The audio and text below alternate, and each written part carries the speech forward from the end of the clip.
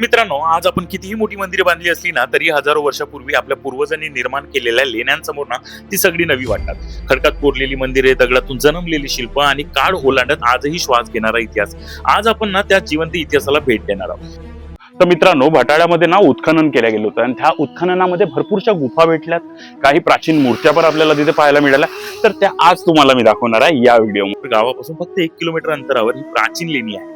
पहिल्याच नजरेत जाणवतं ही फक्त लेणी नाही, हा एक सांस्कृतिक ठेवा. इथे पुढे वेगवेगळ्या देवी देवतांच्या प्रतिमा पाहायला मिळतात. काही अगदी छोट्या, काही खंडित, तर काही आजही स्पष्ट ओळखू येणाऱ्या. एका लेणीत तर नरसिंहाची मूर्ती दिसते आणि काही ठिकाणी शिवपिंड कोरलेली आहे.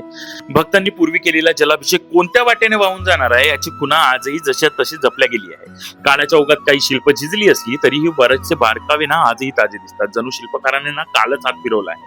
ही लेणी 4थ्या-5व्या शतकातील असल्याचं सांगितलं जातं. इतक्या वर्षानंतरही त्याचे ताजेपणा टिकून आहे, हीच त्याची खरी ओळख. परिसरात भवानी मंदिर, बोडक्या महादेवाचं हिमाडपंथी वास्तुकला आणि ऐतिहासिक स्थळांचा खजिना आहे.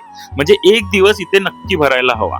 मुलांना आपले सांस्कृतिक थेट अनुभव देण्यासाठी तर हे ठिकाण अगदीच योग्य आहे. काका, तुमचा काही मेसेज? तुम्ही आमच्या गावची संस्कृती पाहिली, इकडे या. आणि सगळ्यात महत्वाचे म्हणजे आपला इतिहास, आपला वारसा, आपली संस्कृती ही फक्त बघायची नाही तर पुढच्या पिढीपर्यंत पोहोचवायची आहे. ही माहिती आपल्या मित्रांना, कुटुंबाला, मुलांना नक्की शेअर करा. एक दिवस तरी ना हा वारसा प्रत्यक्ष जाऊन अनुभवायला विसरू नका. आणि हो, पुढच्या व्हिडिओमध्ये मी तुम्हाला चंद्रपूरच्या अगदी हृदयात वसलेली एक प्राचीन मंदिर दाखवणार आहे. वर्दळीच्या रस्त्यात असं ठिकाण ज्याच्याबद्दल बऱ्याच जणांना माहिती सुद्धा नाही.